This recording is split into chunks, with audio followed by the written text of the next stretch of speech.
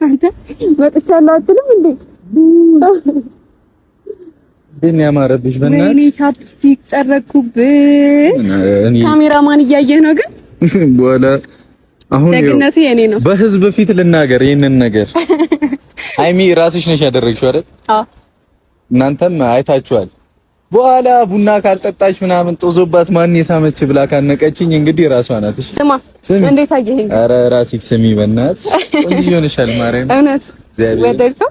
አዎ ማታ ጩጮቹን ስቶሪ አድርጌ የሚያምሩት መንገድ ላይ ከዛ ነው አይደል? ለምን ሃይሚ እንደዚህ ያለበሰችም እያልክ ነበር በውስጥ አትዋሽ። ከማስጨነቅሽ ብዬ ነው እንጂማ ደስ ይለኝ ነበር። ኧረ ለምን እንደኛ እያልከኝ ነበር እንትን አትልም እንዴ ምናምን እያሉኝ ነበር። ዘንድሮ አሸንዳ እንትና ፏቲም ብለኸኛል። የዛሬ ዓመት ትዝ ይለኛል። የዛሬ ዓመት ፏ ብለሽ ነበረ። በቃ ታመምሽ ማለት ነው እያለኝ ነበረ።